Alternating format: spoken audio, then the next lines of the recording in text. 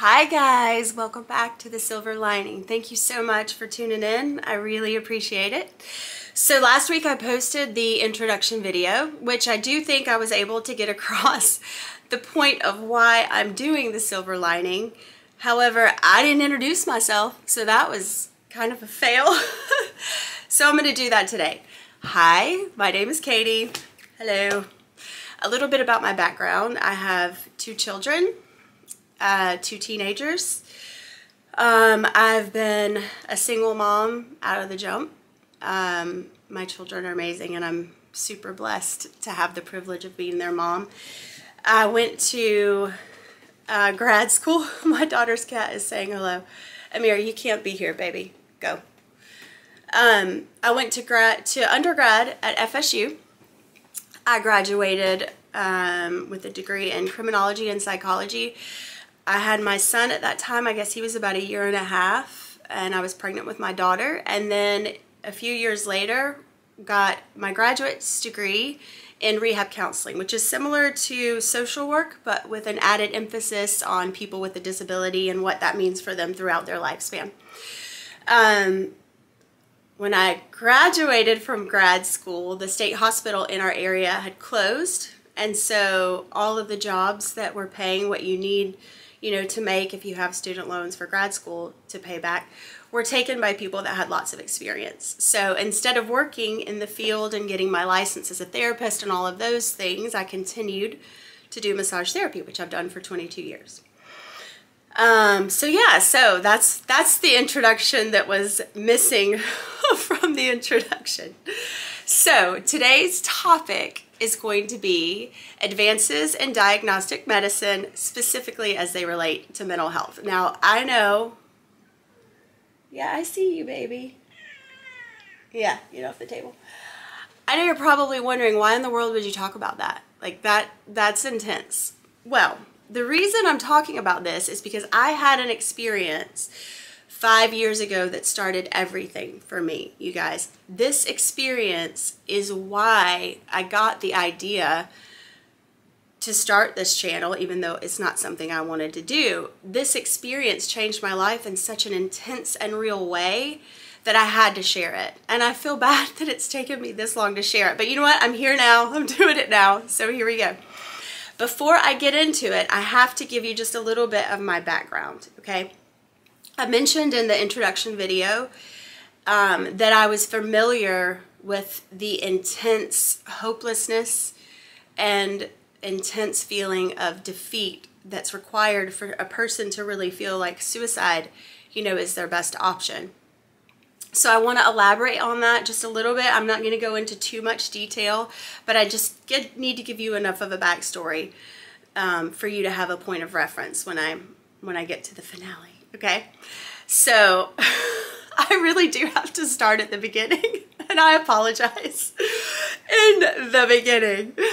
Okay, so my parents got divorced when I was very little. I don't remember any of that, which I'm thankful for. But my mom, you know, was a single mom all of a sudden and had 2 babies. And she, you know, she was a warrior. She put herself through nursing school and did what she had to do to provide some stability for her children. And during that time, my sister and I spent a lot of time with our grandmother. We called her Grammy, and she was everything to me. You guys, my grandmother was the best. She was like a mixture of like summer sun on your face and like a warm blanket right out of the dryer when it smells like fabric softener, you know, and like a mixture of all of those things and homemade banana pudding. I mean, I don't know how else to put it. She was comfort and love and safety and everything good. And the first 5 years of my life, you guys, were charmed. I spent a lot of time with my grandmother. Rude. And I'm going to put you out if you don't behave. I spent a lot of time with my grandmother. I spent a lot of time with her family, and I was spoiled rotten. I loved my grandmother. I was stuck to her like white on rice or like a scared baby monkey. I mean, she was everything. So she had a house at the beach. She bought a piece of property at Mexico Beach and had a trailer on it, and we would go there all the time, and everyone loved it. It was wonderful. It was this beautiful space that she had created. And one particular weekend, my mother was working, as she had to do, you know. And my sister and I went to the beach with my grandmother. We got there. We had a great night. We played a board game before we went to bed. I don't remember which one it was, but it's that one with like the button, like the bubble on top, and you press the bubble and the things in the bubble pop up and you move a game. Stop. Gosh.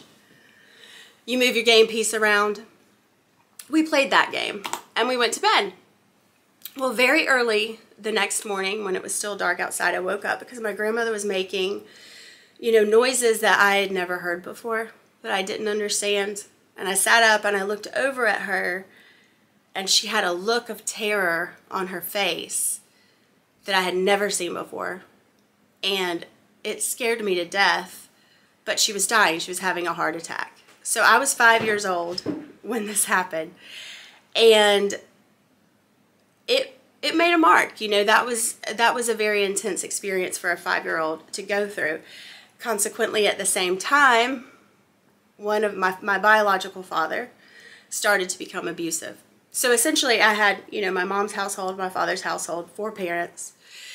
And 2 of those parents within, you know, the next few years started to become abusive.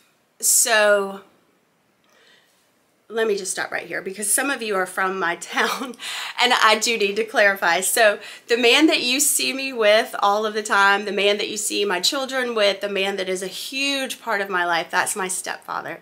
That is not my biological father.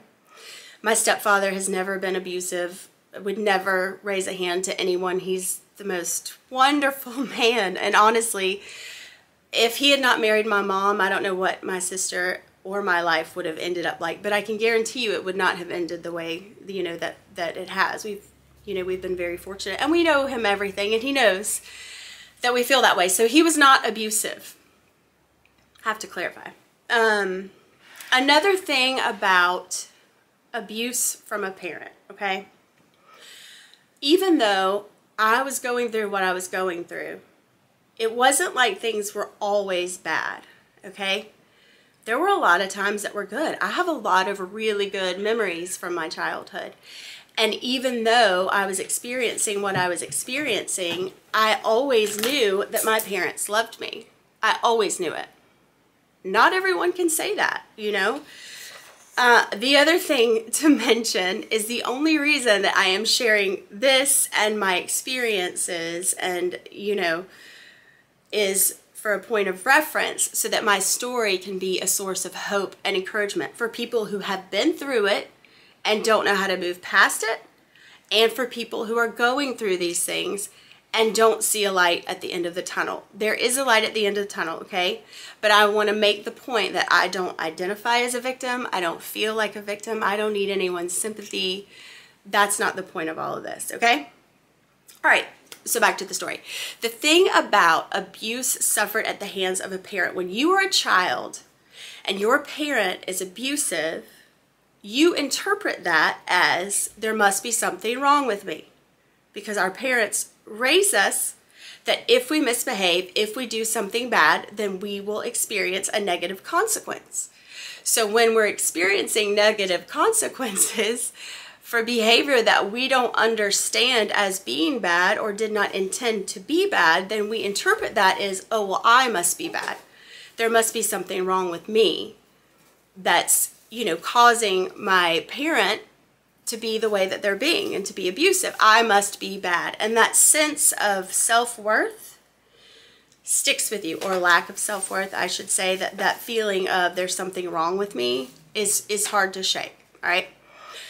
So these things started fairly young in life for me and persisted into adulthood. You know, now with the knowledge and because of my therapist, I understand that that's complex PTSD. At the time, I didn't know that, but I most certainly had the symptoms of complex PTSD, and that persisted into adulthood. During my teenage years, my mother did make appointments for me with therapists and psychiatrists, and I tried many different psychiatric medications, you guys. I mean, I probably have tried like 14 different psychiatric drugs in my lifetime. Also worth noting, my biological father, who was abusive, was also trying. He was seeing a therapist. He was receiving psychiatric medication. He was suffering from bipolar disorder. I think he had narcissistic personality disorder, but he never said that he did. But he was also an alcoholic and a drug addict. And that perfect storm is, you know, where the problem lied, obviously, you know. But he was on different medications. He was trying, and he didn't have success with them. Some of them would help, some of them would make it worse.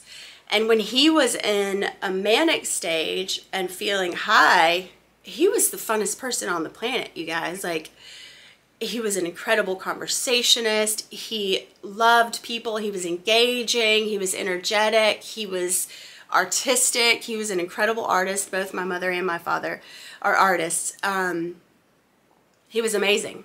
But when he was in the lows, you know, part of that bipolar disorder, it was a different story. He was depressed to the point of paralysis. I mean, he could not get out of the bed. It was very, very hard for him. And he was suicidal. And I remember being in middle school when he was in the low parts, and he would call me and say, hey, you know, I'm not good. I'm feeling really unsafe. Just thinking about ending everything, and I really need you to come and sit with me. So that's the kind of heavy stuff I was dealing with in middle school, you guys. Anyway, my mom had me in with therapists off and on. Had me taking different things off and on, like I said, little success. Well, about 10 years ago, I was going through some things in my life, and my anxiety was through the roof, you guys. I was having anxiety attacks. I wasn't able to sleep. My heart rate was going nuts. So I went to my general practitioner. Okay, general practitioners prescribe 85% of psychiatric medication, you guys. 85%. They're not trained. They're not qualified to do that, right? And this particular person, she wasn't even a GP. She wasn't even a doctor. She was a nurse practitioner at a general practitioner's office. So I went to her and I was like, listen, I'm having some intense anxiety. I need to get on some medicine.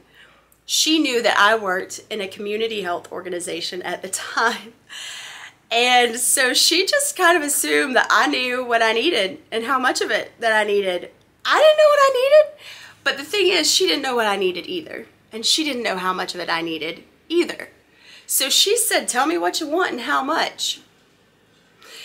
So I said, well, you know, anxiety, we'll try Zoloft. Zoloft was not the right medication for me, you guys. Zoloft is notorious for weight gain, and weight has been an issue. Maintaining a weight had been an issue in my life for years. She didn't know that. I didn't know that. She wrote me a script for Zoloft, and it absolutely did help with my anxiety. But Zoloft, as well as other SSRIs, they don't just like calm the anxiety and diminish that emotion. They diminish all emotions, like hope and joy and love and everything that makes life worth living. So that was most certainly my experience, and I was on Zoloft for 5 years. I gained 60 pounds, and my life, my quality of life was miserable, I'll be honest. It definitely helped with the anxiety, so, you know, there was that. But there were a lot of other things that I could have done, which we'll get to in a minute. So 5 years ago, I make an appointment to see a therapist, okay? I was going through some things. My biological father had just passed. It was very emotionally intense, and I just needed somebody to talk to. So I went to see a therapist. Her name is Elizabeth, and I got into her office, and immediately I was like, just crying like a crazy person, like waterworks to the 10th power. And she's like looking at me. I mean, I can barely even tell her what's going on in my life because I was crying so hard. And she's like flipping through my chart, and she's like, okay, I see you're on Zoloft. And I was like, yeah, for like 5 years. And she goes, it's not working. And y'all, Something about the way she said that and the way she looked at me had me dying. I was like laughing with snot coming out. I mean, it was not a pretty scene, but she was right. It wasn't working. I was a wreck. And she suggested something that forever changed my life. She said, have you tried other things? And I said, yeah, I mean, I've tried lots of things and nothing really works. And she said, you know, they have what is called a pharmacogenetic test now. And pharmacogenetic testing is really great because it tells you genetically what medications you are going to respond well to. She said, you know, you can take a pharmacogenetic test, and what it does is it gives you a complete read of your genetics as well as any mutations on your genes. Now, something to keep in mind, everything that we have, you know, as far as psychiatric medication that's on the market is kind of like cookie cutter as far as the genetic makeup that it's programmed to help. You guys, this cat is literally doing her best to sabotage what I'm trying to tell y'all. She's over here playing with a pen and distracting me. I am not qualified for this level of distraction. I am intense ADD. Like, stop it. Okay, that's all right. So, what was I saying? Pharmacogenetic. Okay, everything that we have on the market, all of the psychiatric medication is programmed for a specific genetic makeup, okay? Kind of a one-size-fits-all. Well, that's obviously not the way it is. We're all different. We have different, you know, mutations. And so what works for someone is not going to work for me. A pharmacogenetic test gives you that information. The specific brand of the one that I did was PGX, I believe. But anyway, she talked to the doctor. The doctor ordered the test. The test came and said, oh yeah, you don't really need to be on Zoloft, which I could have made that determination. It also said that I have the MTFHR, I believe is the name of the genetic mutation, but basically that genetic mutation is one that makes it where your body cannot on its own metabolize folic acid. Meaning when I eat food that is naturally, you know, having folic acid in it, I can't break that down into a usable form. This is important because folic acid is necessary for serotonin production. You guys, that means that my entire life from the jump, I have not been able to create enough serotonin, which I definitely felt. I mean, like I said, the first 5 years of my life were like golden. But some things happened, some shifts happened, and I struggled from that point on with depression, at times crippling. It was like a light bulb went off, and for the first time in my life, I looked at my depression and anxiety in a completely different light. I had always felt like, well, there must be something wrong with me, you know? I look around and I see all these people, and they don't seem to be bothered. They don't seem to be dealing with any of this stuff. So there must be something inherently wrong with me. I must be bad because I'm being abused by my parents, right? It's that whole lack of self-worth coming into play. There must be something wrong with me. So getting this test and realizing that, oh yeah, I mean, it's a genetic mutation. So yeah, in a sense there is, but it's not your fault. There's nothing that you could have done. Your depression was not a result of a lack of strength of character or, you know, being lazy or not taking care of yourself in the way that you should have. Although self-care most certainly is a part. We'll get to that. But it was a freeing experience, you guys, and it changed my life. And the beauty was all I needed was a metabolized folic acid. So my therapist is like, hey, here's a sample of Deplin. Deplin is methylfolate. It's a folic acid that's already been metabolized so that your body can utilize it as soon as it dissolves in your stomach. Y'all, this was a game changer for me. It was a complete game changer. I was so improved from that Deplin that I did something that I absolutely do not recommend anyone doing. Let me be very clear about this, okay? You do not get off your psychiatric medicine cold turkey. You don't do that, but I did it. So there I am, had been on Zoloft for 5 years, 75 milligrams a day, and I got off. I just stopped taking it.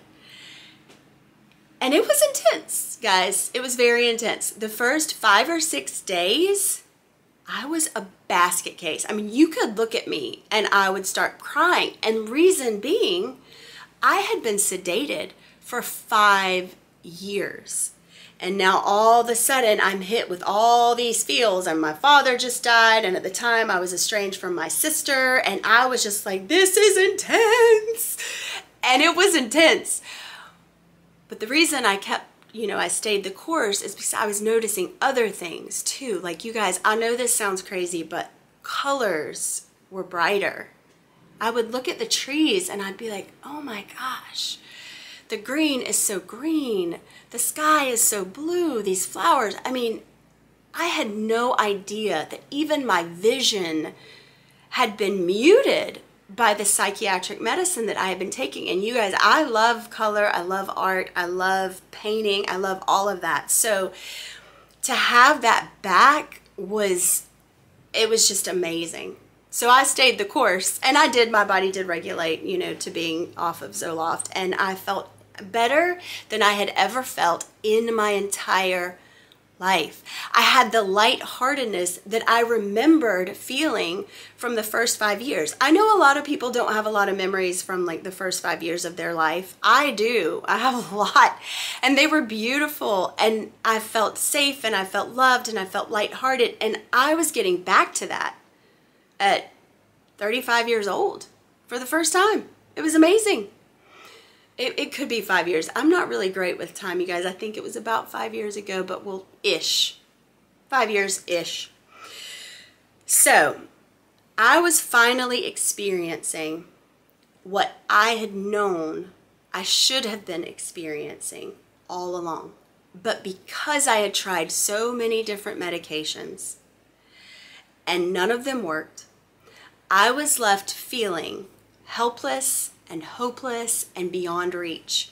I was left feeling like, this is my life. This is what my life is going to be like forever. Now I just need to make peace with it, and I need to figure out how to deal with it. It's never going to get any better. You just got to make it work because you have your children. Here's the thing, right? Here's the thing about parenting. When we're born and through our, formative years and our experiences with our parents, we don't all have the tools that we need to be good parents, you guys. It's not something that we're born with. We have to go through specific experiences and lessons and be taught how to be good parents. We have to develop the tools that we need in order to be good parents. And it's our responsibility as parents to develop those tools if we don't already have them. So when I realized that I didn't have everything that I needed to be a good mom, I started in therapy and was in therapy and have been in therapy off and on for years because I didn't want my issues to ruin my children, right? My parents had that same responsibility, but we don't always do what we're supposed to do. We don't all do what we're supposed to do.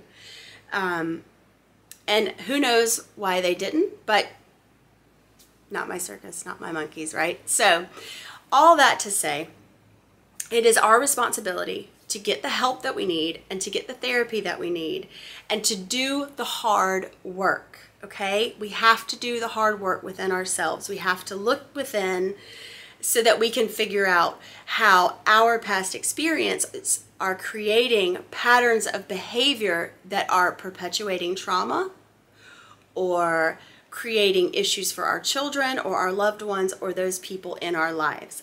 All of that, aspect, that therapy, the things that you learn in therapy are a large part of being able to make progressive forward motion towards a peaceful life, right?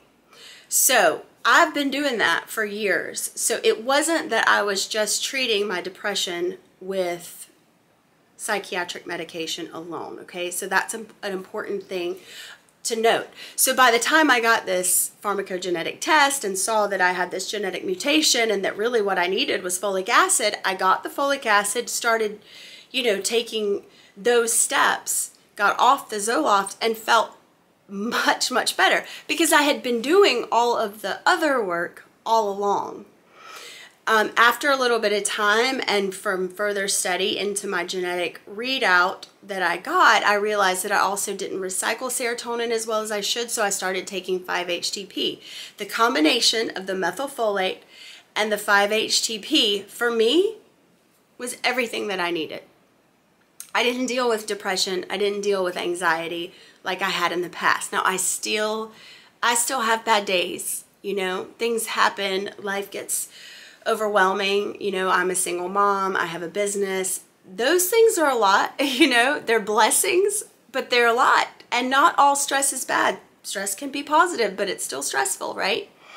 So I still have my bad days, but this is the point of all of this. If you are in a position where you have tried multiple psychiatric medications, you have not been helped by them, you've felt like, you know, maybe they made you worse, maybe they helped for a little while and then dropped you worse than you were before you started. If you find that that is your experience or an experience that you've dealt with in the past, or you know someone who's having that experience, this is what you need to remember.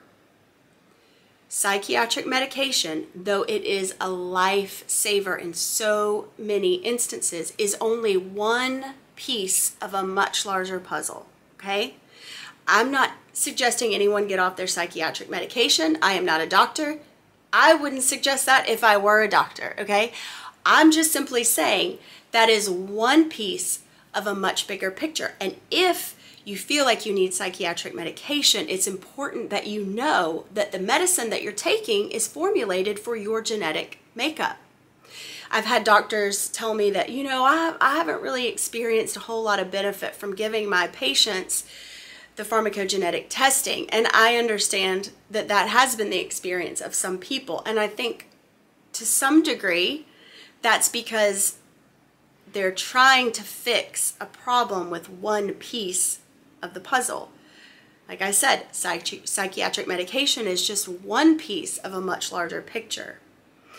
But you do not need to feel like you are hopeless or helpless or beyond reach. You do not need to feel like you just have to suck it up and get through. You do not need to feel like suicide is your best option because the pain of your life is unbearable. There is hope. You can get through this. There are measures, there are advances in diagnostic medicine as they pertain to mental health that can change your life, and it can get better. So if you feel like you're in that situation, please don't. Please know that you do have better options, you guys. There are so many, you know, pieces of information out there that can help you, that can give you the knowledge that you need to get the help that you need.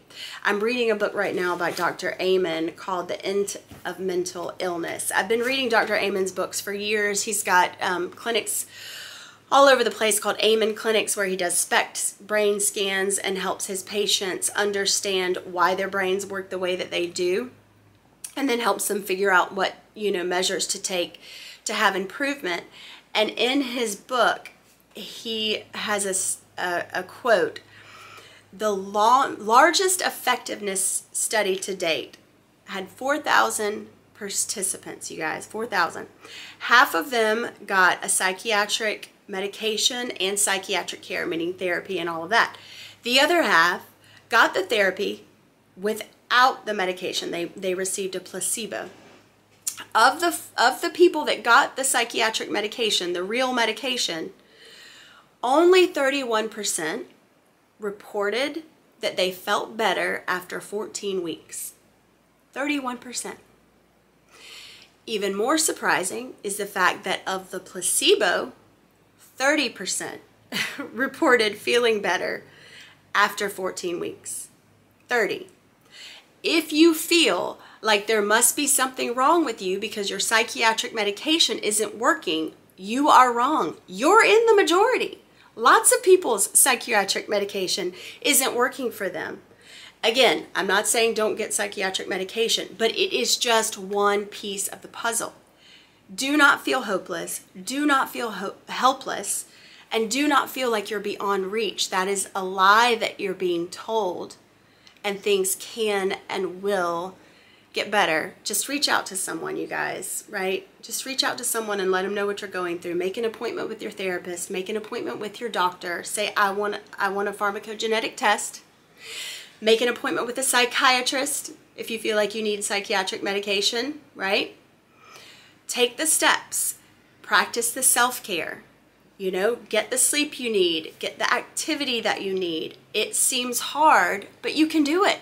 One of my favorite people on the planet is always saying, we are made to do hard things. And you guys, we are made to do hard things. That's what we do. We do hard things and we do it and we rock it and we get through it. And that's where we learn how strong we are. Through doing hard things is where we figure out our strength. So yeah, it's hard, but you can do it. Do not give up. That's all I had to say, you guys. That's a mouthful. Anyway, I hope you all have a beautiful day. This weather just makes me want to be at the beach. It does not make me want to be indoors or working, but such is life. Anyway, you guys, take care of yourselves and take care of each other, and I'll see you next week. Thank you.